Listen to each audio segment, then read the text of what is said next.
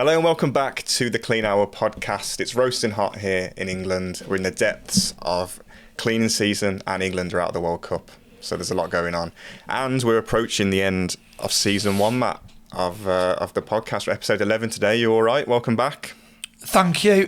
Yeah, good to be back. It's a funny time, isn't it? Weather's red hot. England are out of the World Cup, like you said. Yeah, there we go. But it's holidays around the corner, so something to look forward to, something to cheer myself up with. Yeah. Bit of a summer holiday. I reckon there's a few sunburnt cleaners listening at the minute. I, for one, am one of them, peeling all over. But it's good, man, and it's better than the winter. Or is it? I don't know. I think so. No. I'd rather be hot than cold. 100%. Yeah. Okay, cool. 100%. Right, penultimate episode today of season 1, flying by. And today's all about networking and partnerships. So there's different ways we can look at it, isn't it? It's networking amongst other cleaners, but also networking amongst other potential businesses and leaning more towards commercial side. Is that fair to say? There's a few different ways to look at it. Yeah, definitely. I think, as the journey's gone on, we're building a picture from episode 1 to episode 12. And this late stage is about this building these partnerships, networking with a team around you to support you. But also, we've never spoke about anything commercial in this series. This little bit now will take you through the commercial journey and the how the mentality of the commercial buyer works and why it's important to build this network if you want to go into the commercial work. So yeah, that's pretty much that's my take on this episode. Okay, cool. My beliefs, yeah. Cool, so we'll start talking about, maybe we'll start with networking with the cleaners first and how that can benefit and other suppliers, and then we'll get into the commercial side. And then I want to leave the last 15 minutes or so to answer a listener question, because it kind of links onto this episode, but I think we could go on all day about it. So I want to just leave a bit of space for that, if that's okay. Okay. So we'll keep an eye on the clock. Interesting. I mean, it's not a crazy question, but it's just something. Okay. It's just something that's people. We've mentioned before, and I think it's good. I think it's a good conversation topic. Okay. Cool. So we've said before. Well, I've said before. Bang the drum. If you want to go fast, go alone. Go far, go together. That can apply to you with networking with other suppliers and cleaners, can't it? So should we start with this then? How important is it to have people to call upon and kind of friends in this industry, do you think, to help you be successful? 100%. And I think it's a mindset thing with it as well. People are worried to join forces with local contractors because they're scared they're going to steal the work and they're not going to be, and it's the wrong attitude to have. What you need around you, right? If you're an exterior cleaner in, let's say Wigan, right? You want a couple of external cleaners who you can call on. And I'll tell you why you want them and why you need them around you, and they need to be in your little network. Your network doesn't need to be massive, but if something breaks, you could ask them, could they borrow theirs? If you have a job that comes in that might be a little bit out of your scope of works, you can call on them to come in and support you on that job, and having this, and you might have an idea. You may think of something that you think's really, really good, and you may think, oh, what a brilliant idea. Well, now you've got someone to bounce it off. You've got someone in your network that you trust that you can bounce that idea off. And the likelihood is they'll see something in that idea that you haven't seen. And you'll go, shit, yeah, that ain't going to work, is it? So it's really important for those three things, I would say, is work that comes in that's a little bit out of your scope, or work that comes in that you might get asked, right, to go and do a full clean on a hotel, top to bottom, roof, walls, walkways, cladding, signage, render, X, Y, Z, right, on a huge hotel. You ain't doing that as a one-man band. You ain't doing that. So if you haven't got a network around you of trusted people that can support you, you now don't want to lose that work. So now you're going to probably go and get contractors that you've no relationship with and take a gamble. Where if you've built your team around you, you can say to them, look, I'm pricing this job. I know what your day rate is. What's your availability? Mate, I've got no availability for 2 months. Okay, cool. I'm going to put it all together. I'll probably take you to the site to have a look just to make sure I've not missed anything. I'll put it in. If we get it, then we do it together, don't we? Brilliant. So that's really important. It's just having these people supporting you, you know. And that would be, I've got contractors that I've had for over 20 years, right? I've got roofers, I've got electricians, I've got plumbers in all my other businesses. I've got fire and security. I've got external cleaners that I can call on that cover all my businesses, you know. And now I'm starting to build a network of coaches. Why? Because we need help and support at times. So massively building network, massively. Don't think you can do it all on your own and you've got all the answers. You need people around you to support you 100%. I think cleaners helping cleaners is great as well because it can help you when times are leaner for you. For example, let's say you land a fucking 4,000 square foot driveway that you can't tackle on your own. You can call upon someone in your area, even though you see them as competition, and they can help you out. They get the job done quicker and more effectively.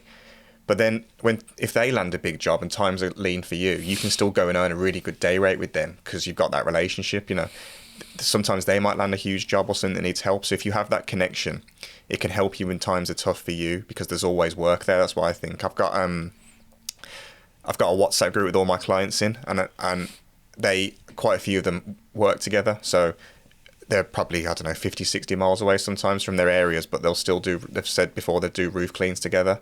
I was with a client 3 or 4 weeks ago, and there was 2 lads there with another client doing someone's roof, and he was helping coach them as well. So it's a really good network, and I think it's really beneficial in the long run, I think, to have that relationship. Don't see them as competition. Yes, they are competition, but not really. We're all in it together. There's loads of properties to clean. You know, you're better off forming a bond instead of polarising yourself, I think. Yeah. And if you treat them well and pay them really sharp, right? So I've used subcontractors all my life and they've become part of my network. So if I tell you about my commercial window cleaning, so 2004 went into liquidation. So probably up to the beginning or the end of 2023, I had a really big commercial window cleaning division in M12 Group. I was probably making 20 grand a year off commercial window cleaning. Never cleaned a window myself. I had 4 window cleaners that I've known for years that did all the work, signed it off for me. I just put my percentage for managing on it and invoiced the client. And we probably made 20 grand a year just on the window cleaning. Never cleaned a commercial window, ever. I haven't cleaned a commercial window for 20 years. But I had a commercial window cleaning company in my facilities company. Mm-hmm. Same with the roofers, same with the plumbers, same with the electricians. So, if we talk about scaling or doing commercial work, having these people in your network, as long as the standards are right, as long as you've got an understanding that they don't go touting for the work directly themselves, and it's all on the level, which 99% of the time it is, you can make good money off the back of them. They're getting paid what they want. They get really good terms. So our terms were 24 hours. They would send me an invoice. We'd pay them in 24 hours. So every time I ever rang them, there was never a problem. They'd go and do it for me. I say, mate, I need this quote this week. Mate, I'll have to go tomorrow. Brilliant. Because they knew that I was a really good customer. I have it with a roofing contractor now. We still do roofing works, and we do roofing works through Cotswold Roofing, not domestically, but commercially. And when my old commercial clients ring me and say, I've got a roof issue, I ring my roofer and he goes straight out for me. Why?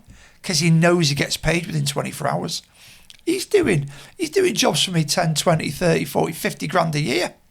And I'm making good money on the back of it just for managing and putting my name to it. So don't overlook having really good contractors, building that network of trusted people around you. It's so powerful. It really, really is. It really is. And if you want to start making serious money, then these are the people that you need around you. Because you can scale really quickly. I nearly sent a job I was in Southampton yesterday doing a roof clean.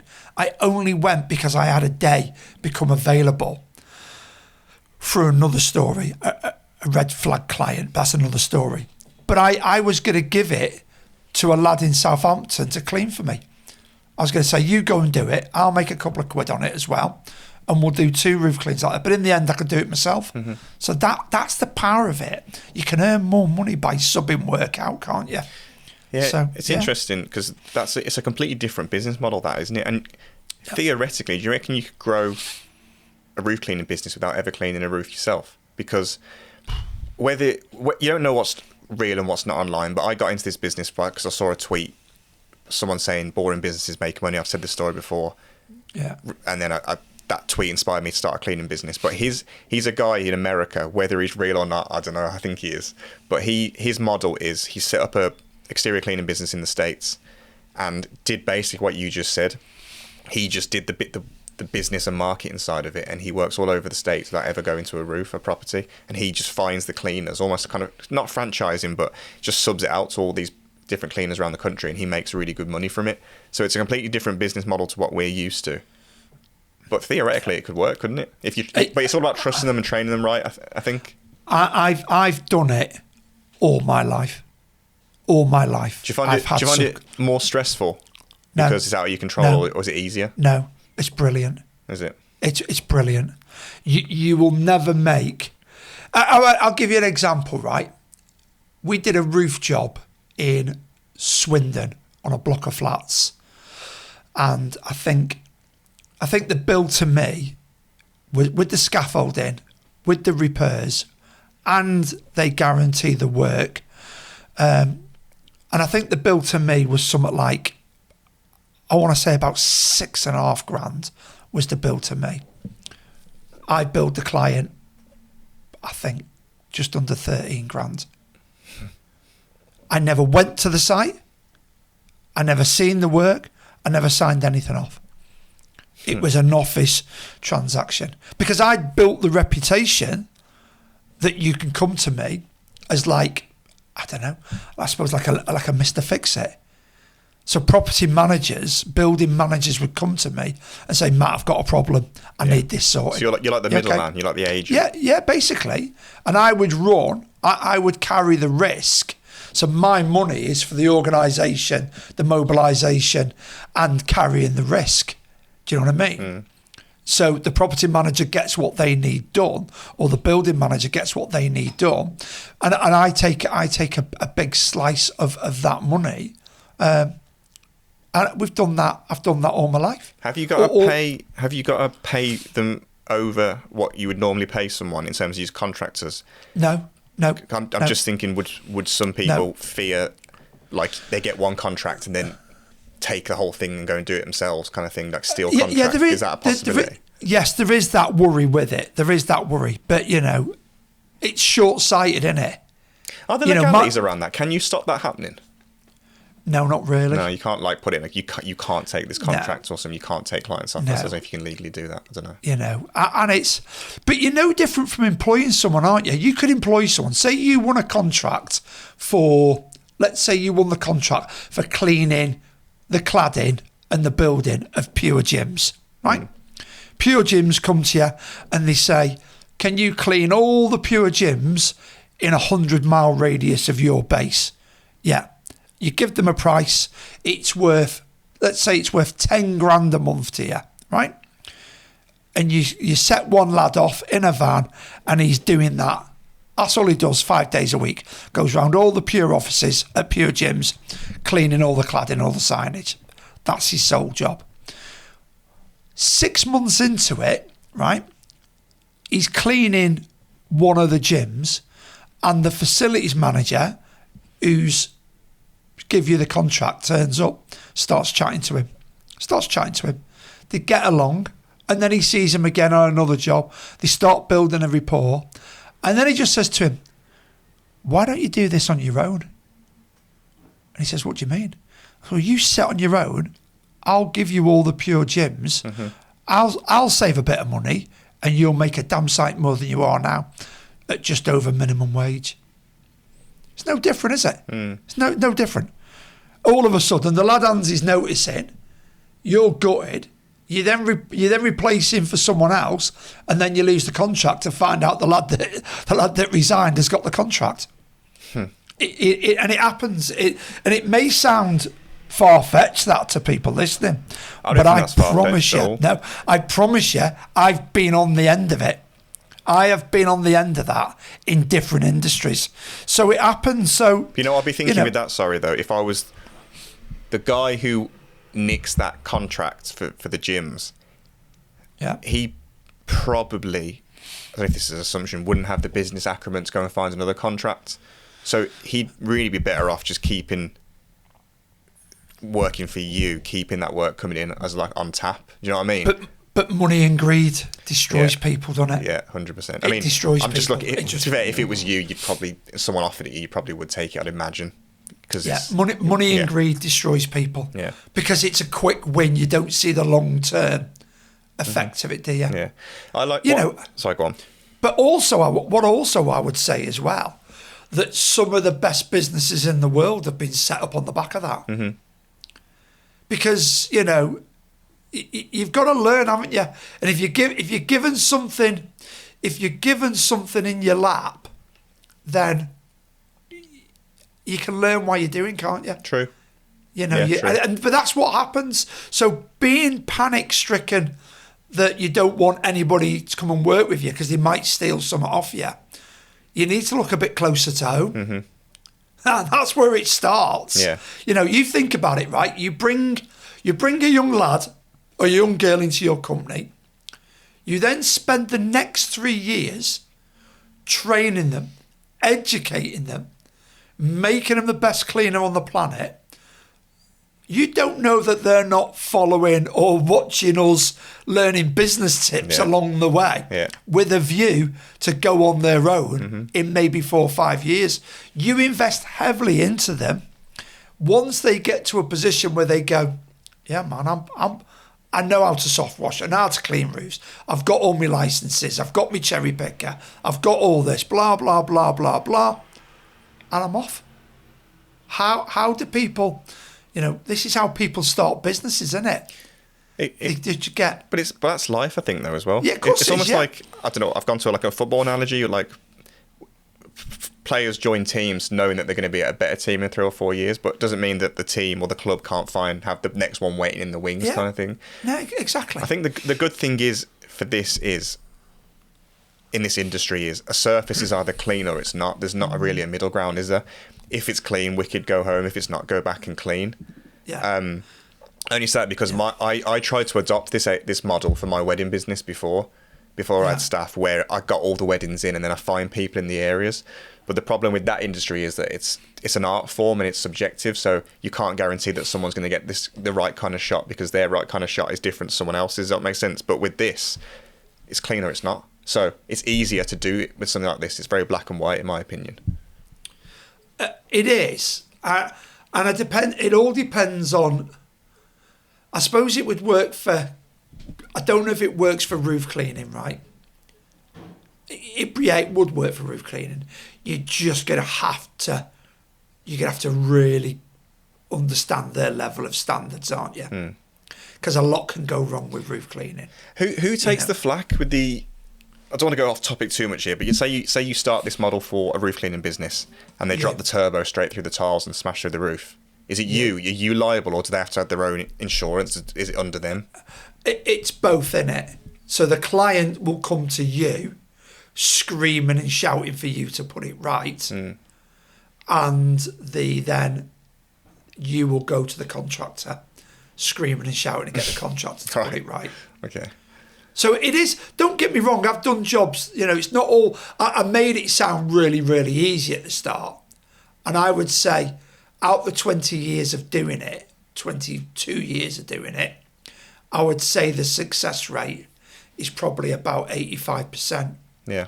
But if I was to look at the money we've made off subcontractors in 22, 23 years, I would probably put that easily in the millions.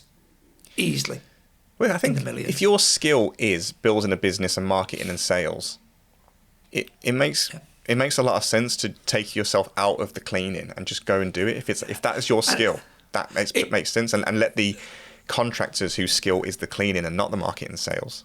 Yeah, do that. There is another skill needed in that as well, and that's management and client relationships. Yeah, that's a real big part of it, right? Mm-hmm. It's a real big part of it. And once you've got trusted people around you, then to scale that is really, really easy. Mm-hmm. Really easy. If you're on board and your client relationships are good and your marketing and your sales is good, there's some serious money to be made. Yeah. I literally could stop roof cleaning tomorrow, never clean another roof, and sub out the next 3 months' work and probably make a good living off it. Do you have to charge more to cover it? Yes, because a contractor's not going to work for less. Mm-hmm. So something's got to give. It depends on the value, on the volume you're giving them, right? But then you've also got, from the contractor's point of view, you don't want all your eggs in one basket. So imagine if you were close to me and I said to you, mate, come and do all my roof cleans. Right? Mm-hmm. How many you got? I've got fucking one a day. Infinity. Right?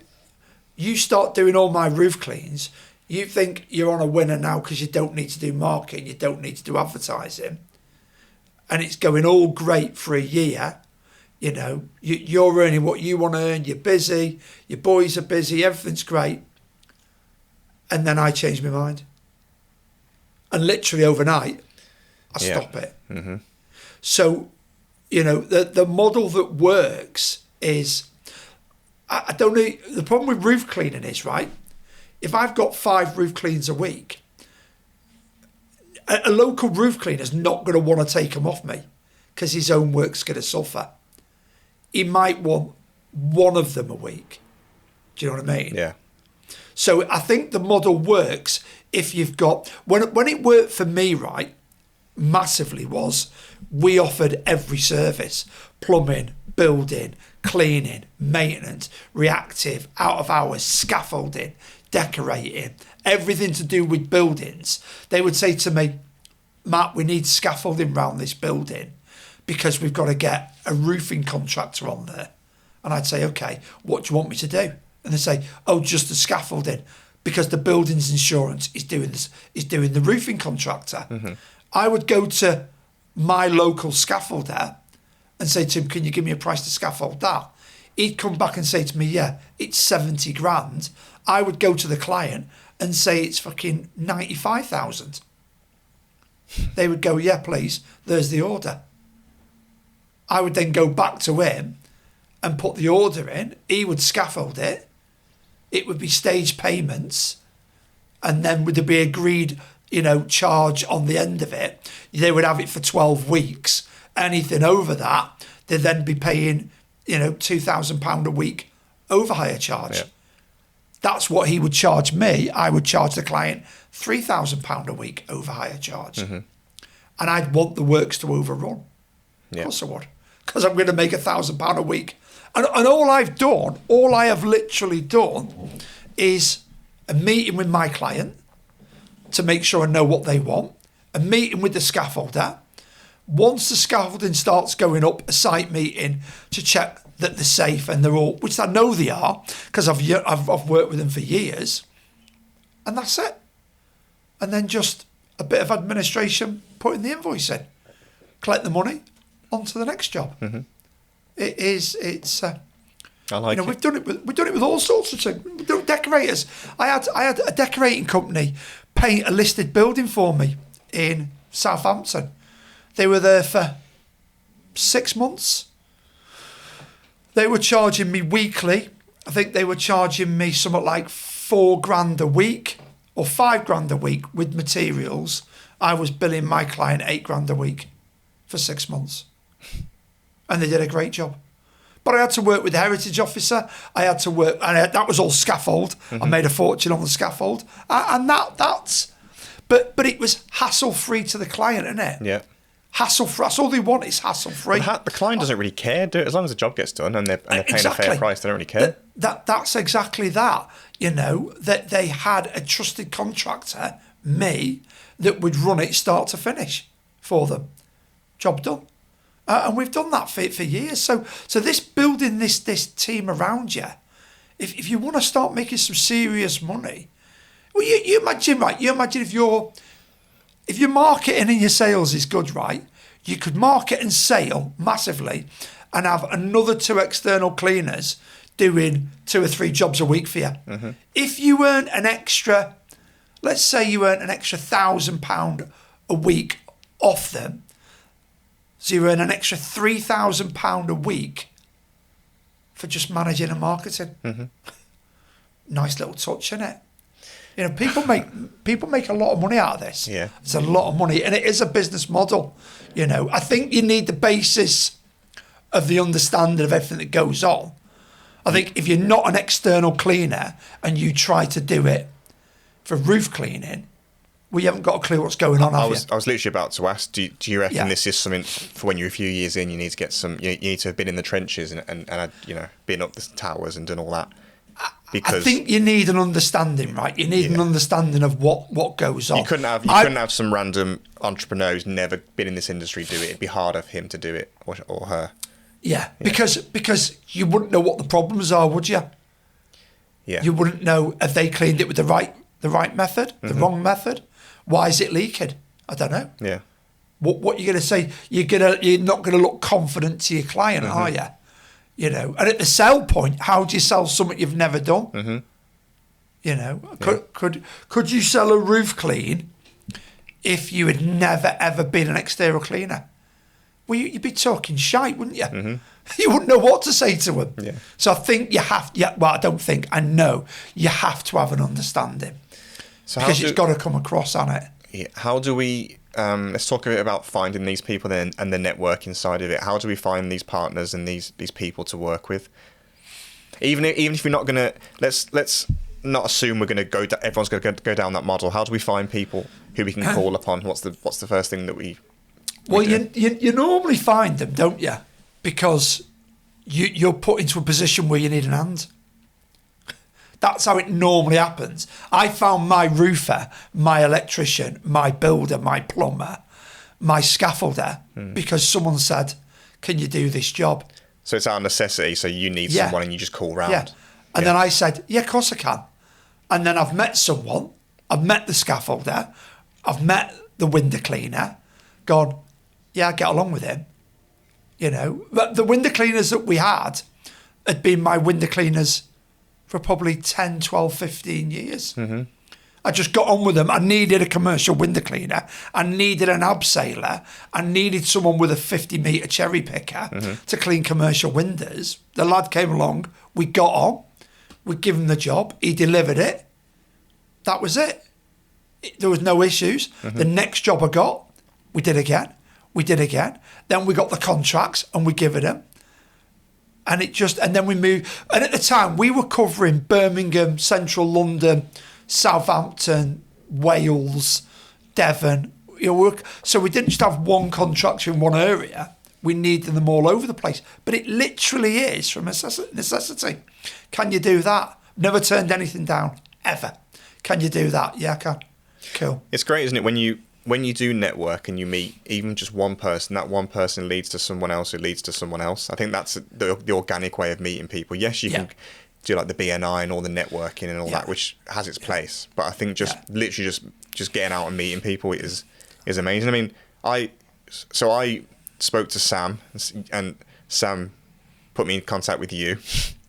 Yeah. I send people to Sam. Sam sends people to me. You send people from Cobra. I recommend mine to you, and it just goes round, doesn't it? The more people you can add, the more branches you can add to your network. It just really does just benefit you in all walks. Absolutely.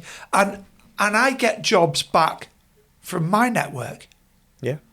So my network, we did that commercial domestic yesterday in Southampton. That's through my network. My roofer said this roof needs cleaning before he can repair it. He recommended me. They came to me. We did the job. That's how it works, isn't it? That's how it works. And if you build this around you, and especially if you want longevity and you want to earn decent money, then building a network around you now is really key, isn't it? And networks like having a strong core of 4 or 5 friends around you, isn't it? You know, you've got in your personal life, you'll have a core of 4 or 5 friends that you're tight, right? If you pick up the phone and say, I'm in this shit, they'll be like, yeah, what we doing? Yeah. I'm on it. Well, it's the same with your network in your business. You want to be able to pick up the phone to people and say, I fucked up. Oh, have you? Yeah, I need an hand. Yeah, man, I'll be with you. That's what you want. That's what you want to be building. Yeah. If you're going alone and you haven't got anyone in your network, then you're building the wrong business. And that doesn't matter what business you're building, whether it be external cleaning, fucking baking, fucking fire and school, whatever. You need people in that network around you. You really. It's all about. And like I said, sorry, go on. Right at the start, even if it's just for a sounding board, someone that understands the industry, that you could just bounce something off them over a quick coffee or a quick phone call. Massive plus. No negatives, massive plus. It all comes down to as well how you conduct yourself, I think, and what kind of person you are, though, because this all is dependent on you not burning bridges and you having a good kind of reputation, isn't it? Because you could be an absolute dickhead and have people go, fuck that, I'm not working for Matt again, or I'm not working with Michael. And word can get around quickly, I think, in this industry. Yeah. And we've both, of course, not going to say any names, we know people who we never go near again that we've both interacted with and stuff, and that can spread very quickly. And that's when it can damage them, because you call on people and they'll have heard, no, fuck that, I ain't doing that again. I ain't going back with you. I'm not working with you again. And it can become a disaster then. But that all comes down to what kind of person you are and how you speak to people, I think. 100%. I look at my contractors, right? My network. So they've been with me forever because I treat people right. We pay them within 24 hours. We look after them. We never, and another thing with contractors, right? We never ask them to reduce the price. Definitely. Never, ever, ever ask them to reduce the price. Why? Because you're putting a markup on it. Makes no odds to you, does it? If someone asks me to scaffold the building and the contractor wants 100 grand, my bill's 140 grand. Yeah. I'm never going to say to him, I never get greedy and say, can you do it for 90? So I can make 50. I'm making 40 grand for management, £40,000. So the first part of the building the relationship is never knock the contractor on the money. And if your client's asking it for it cheaper, either reduce yours or walk away. Never, ever knock the contractor. I think if money's the first issue, I think it always goes downhill in anything, I think. Yeah, I have, absolutely. Again, I'm not saying any names, and I appreciate everyone who messages me and stuff and DMs me. I get a lot of them. But I have it all the time. People don't even say hello. They just go, how much do you charge? I don't even bother replying because it's... No. Yeah. One, it's really rude, and two, you can tell the intent straight away. There's not even a relationship built. How much you charge? And I think if you have a really good relationship with someone and you go, can you reduce your price? All of a sudden their back's up, even if they realise it or not, and that's the end of the relationship for me. It'll start going downhill, and then the quality of work will suffer because fucking hell, I'm doing all this work and I'm not even earning what I should. But it's how a lot of people operate. Yeah, and that's the top takeaway from this. Don't ever ask the contractor to reduce his money. If he's in your network and they are trusted, if they say to you it's 100 grand, then that's what you're paying them. Yeah. Because it makes no odds to you, right? So today you haven't got the job. Tomorrow you could have the job with a 40 grand profit for doing nothing. So going back and being greedy, don't. Just if you want something if you get the contract and you can't afford to pay someone, then you shouldn't be outsourcing it yourself if you haven't got the funds in place to do it, really. No, you have to be in the right position. That. Yeah, exactly that. You know, and it's different in it. I'm talking when I had my big cleaning and maintenance company. We had a credit line with the Lloyds Bank that I would put the invoice on today, I'd get paid tomorrow.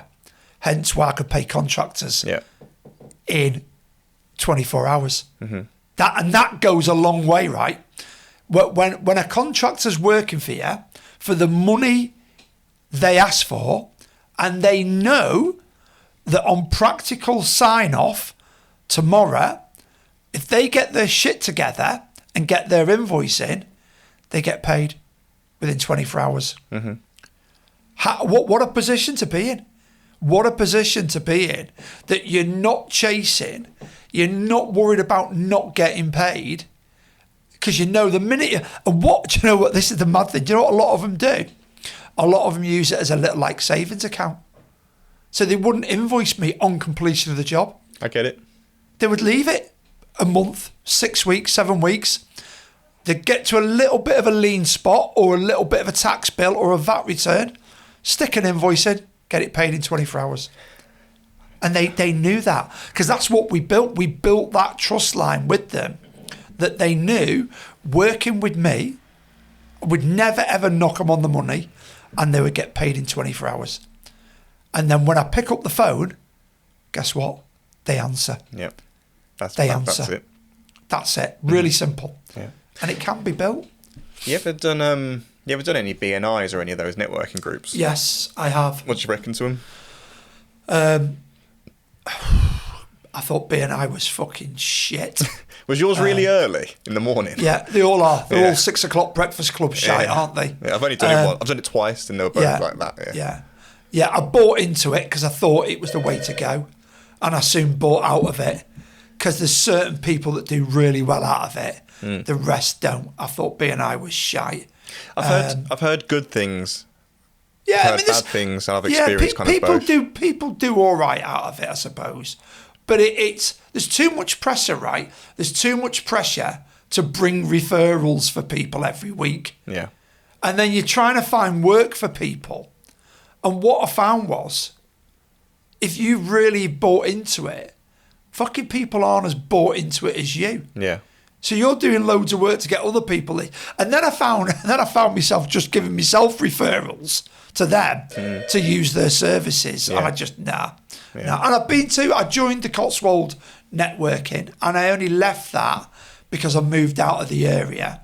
And that was okay. That wasn't a referral thing. And I met some good people from there. You know, and I've had 2 of them on the live with me who I met there. You know, so it does work. Networking does work. I think you need to look at what you're doing, what you want to achieve from the networking. What's your aim, right? When you go and sign up for a networking event or BNI, what is your goal? Yeah. Have it very clear what you want to get out of it. If you say to yourself, right, I'm going to go and join this local networking club because I need an electrician, I need a plumber, or I need an exterior cleaner adding to my trades. I'm going to go for 6 months because I know there's trades in there. I'm going to work out who's who, and I'm going to add some really good contacts to my... If you go without a plan, I'll just go along and I'll just say hello to people and be nice and listen to people's stories. You're not going to get the max out of it. Go with a plan. Go with what you need out of it. Otherwise, you're fucking wasting time because it's a couple of hours out your day or night. 2, there's a cost. And at the end of it, did you get anything out of it? Probably not if you don't have a plan.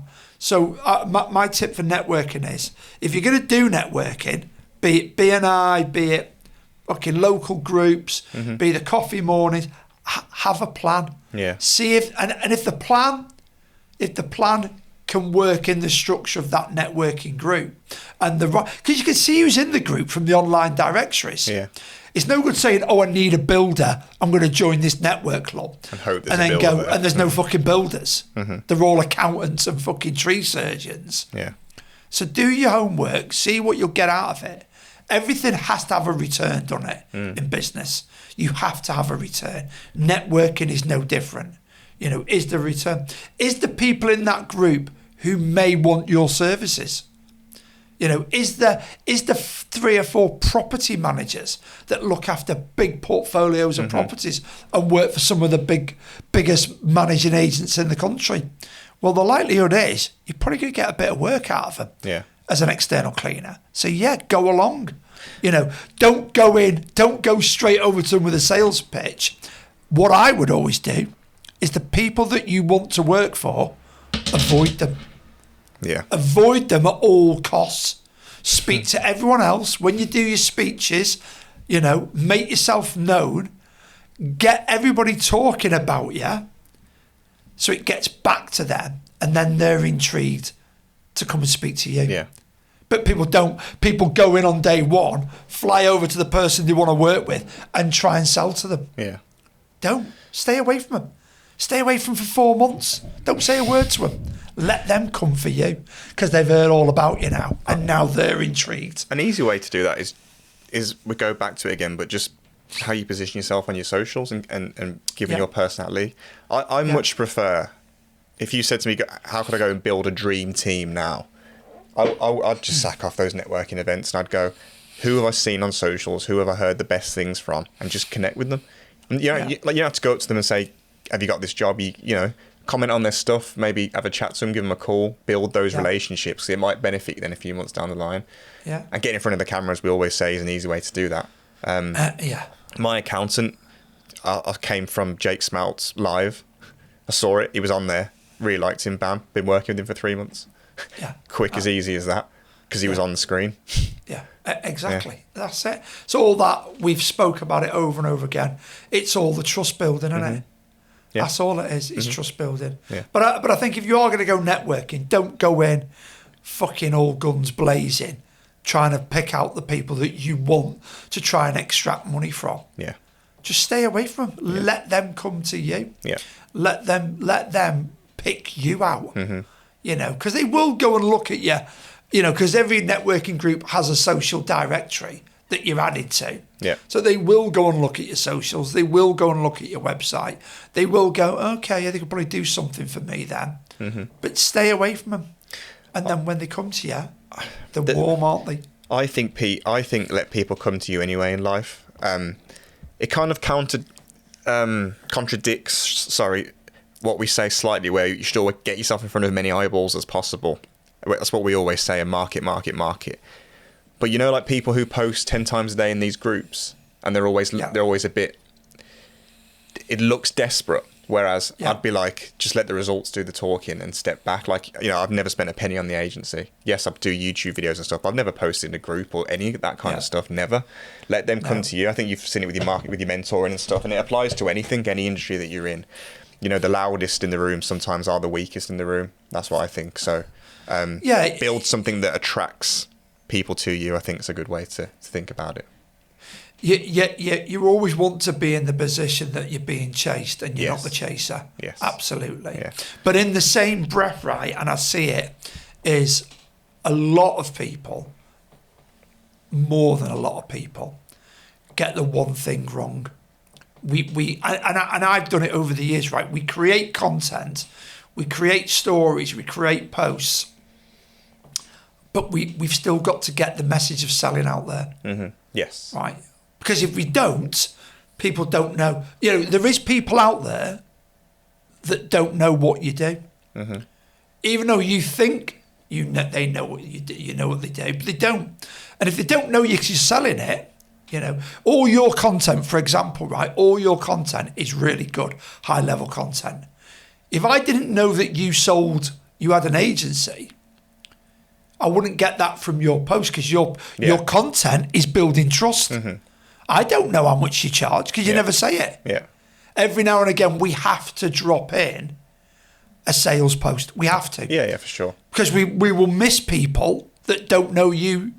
Oh, right, I didn't know Michael. I could go and do that with Michael. Mm-hmm.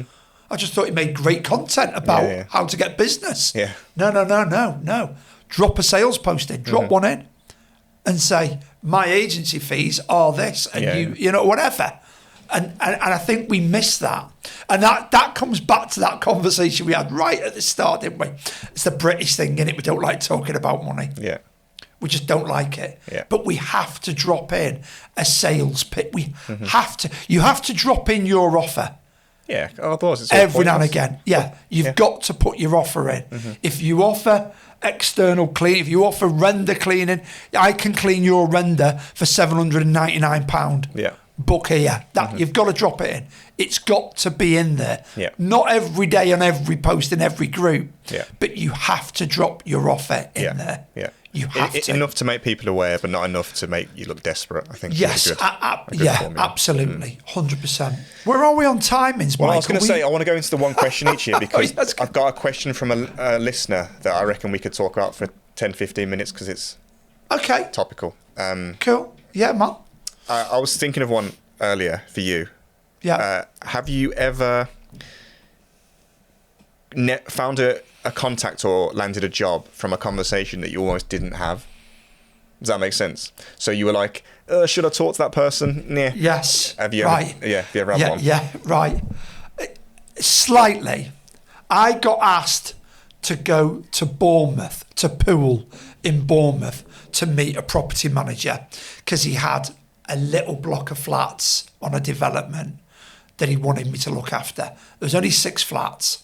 It was fortnightly cleaning, monthly window cleaning, fortnightly landscaping. I was based in Reading at the time. This was an hour and 15, hour and 20 minute drive. And I just thought, fucking hell, I'm not going to go and see him. And I toyed with it on and off. Anyway, I went to it. I went to the meeting, right? Lovely bloke. Met him. I was like, mate, I can't. He said, no, it's not just this. This is the start. This is like block 1. They're building a 15,000 unit estate here. And I want you to have the whole lot. And I went, oh my God, right, okay. But then it went from, I can't come to Bournemouth to do this because it's no money in it, to I can't manage it because it's too big. So I turned it down, right? So I went to the meeting and turned it down. Got in my car, half an hour away from the site. I rang him back up and said, I've changed my mind. I'll do it. I took it on. That client from that meeting that I virtually never went to turned into a £500,000 a year client. And he stayed with me for the next probably 12 years. So Wow, yeah, there's the go. answer. Good And answer. his name's Bob, and he worked for a company called Countrywide at the time. He's retired now. There you go. Unbelievable.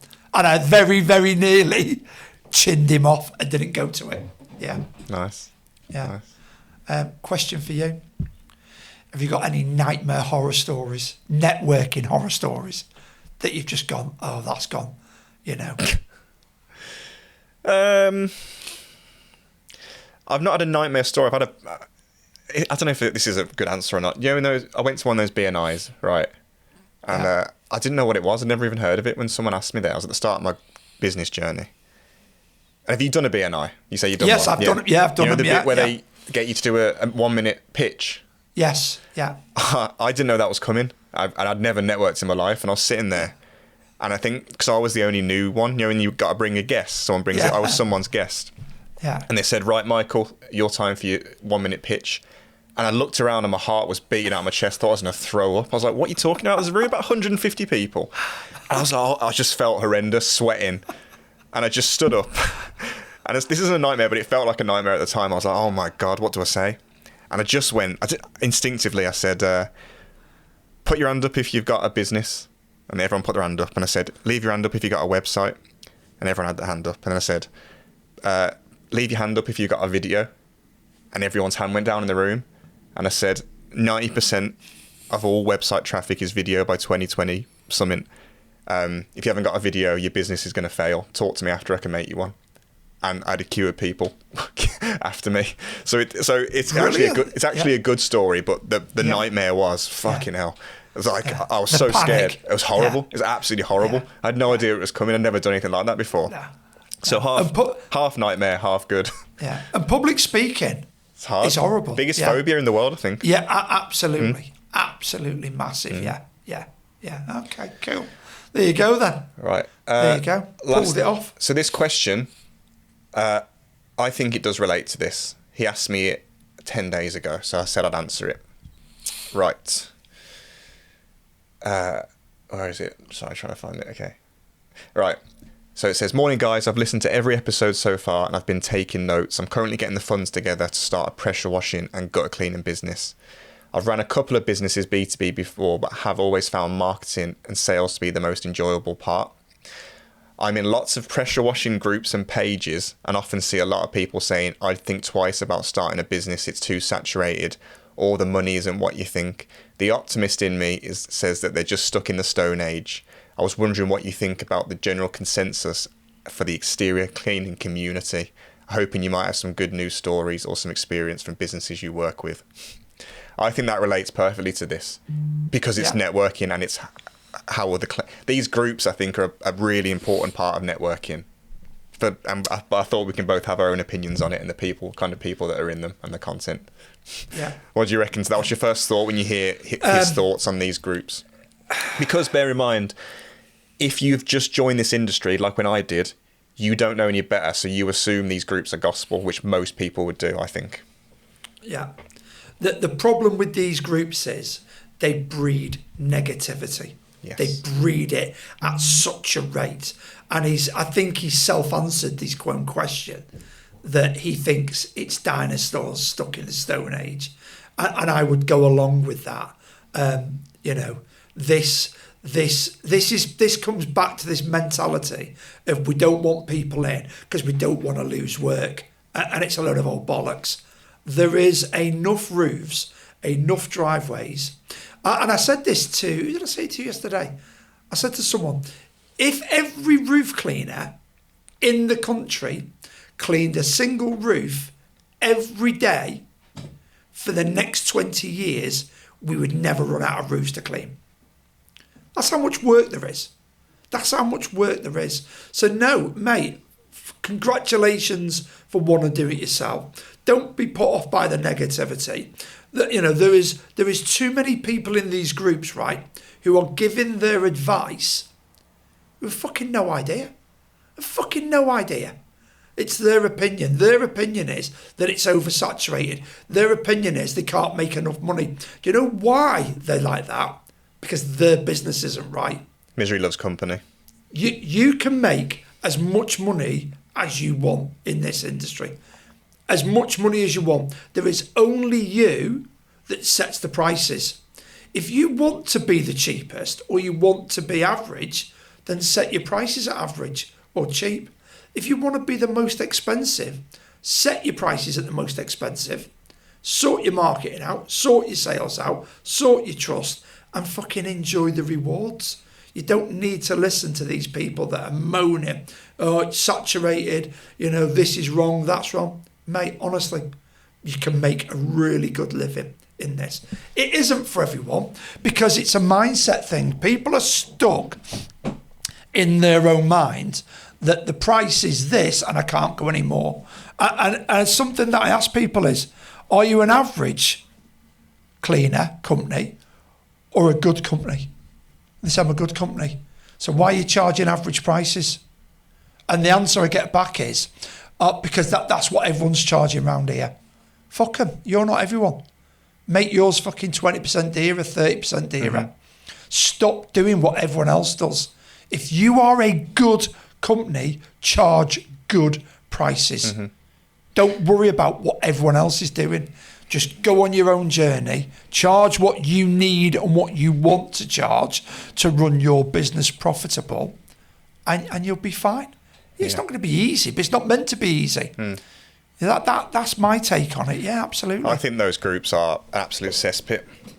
When I first joined, I thought it was the gospel. Like I just said, I thought this is where you network with all the others. And it can do. I'm not saying it's all bad. You can find some good people in there. And there is probably, if you were to search whatever you're searching for, you'll find some good advice in there somewhere. But like I said, I think misery loves company. And I think the advice that I see some people giving is just crazy. It's so bad. And I'm not a guru. You're not. We don't call ourselves gurus, but we like to have an idea of what works and what doesn't, and we get things wrong. But some of the advice, God Almighty, on marketing, oh man, I see so many people saying, "Look, I'm honest and say, look, Facebook ads are amazing. But they're not a magic pill. They're not going to transform your business overnight, but they work. They fill people's calendars."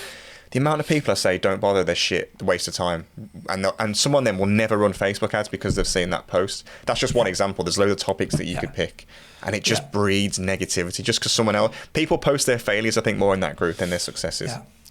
I've been handed my arse, right, in groups, Facebook groups, several times, right, by people that fucking couldn't scale the stairs, never mind a business. So seriously. And I made a point to someone, right, on one of these groups when they tried to fucking turn me a new arsehole, right? And I said to them, do you know that only 3% of businesses in this country ever hit 7 figures? Ever hit it? 3%. You think of how many businesses in this country there is, but only 3% ever get to 7 figures. I said, I've done that twice and beyond in 2 different industries. And I'm taking advice off you, who runs a fucking £50,000 a year window cleaning company. Honestly. And I'm not saying I'm fucking great at it. I'm just saying I've done it. It's factual. It's not me making that up.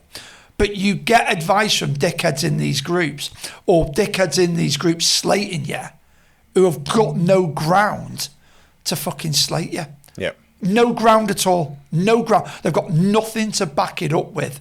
You've got to have the backing that when you speak, you go, okay, yeah, well, he or she's got the backing. I had a woman, right, go to company's house and download my company's histories and put it all over one of these groups. Trying to discredit me, right? Trying to discredit me. An exterior cleaner, window cleaner woman.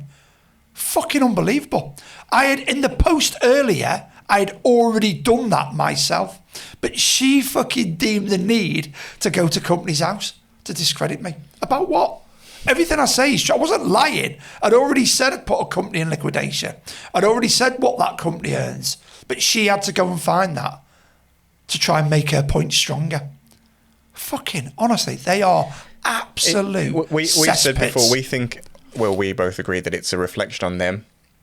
Oh, 100%. 100%. In the past, you and I have been labelled as a scam and a few other things. I know, yeah. But we know why those people are saying that. And that blows me mind as well, right? That blows me mind.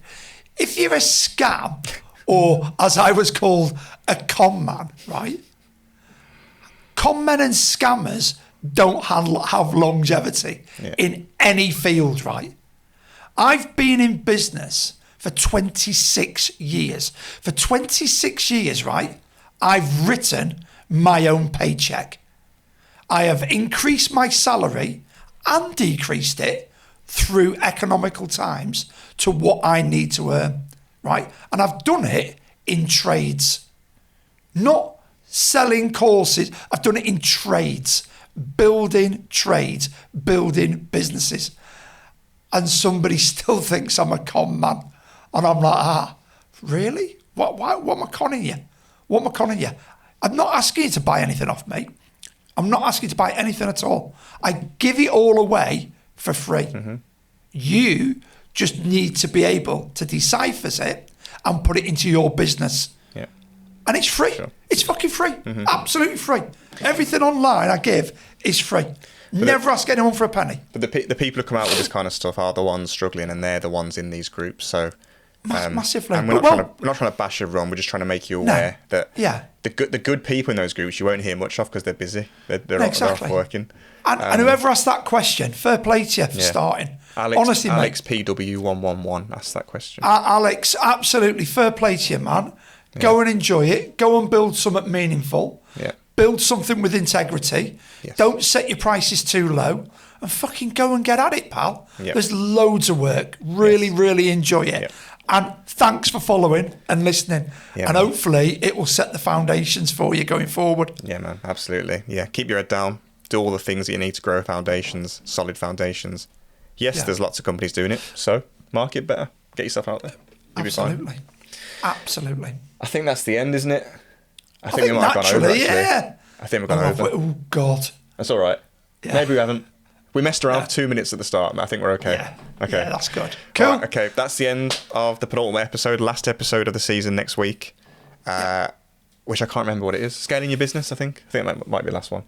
Yes. But thank you everyone for listening. And we'll see you all on the last episode of season 1 next week. Cool. Cheers. Take care. Bye-bye.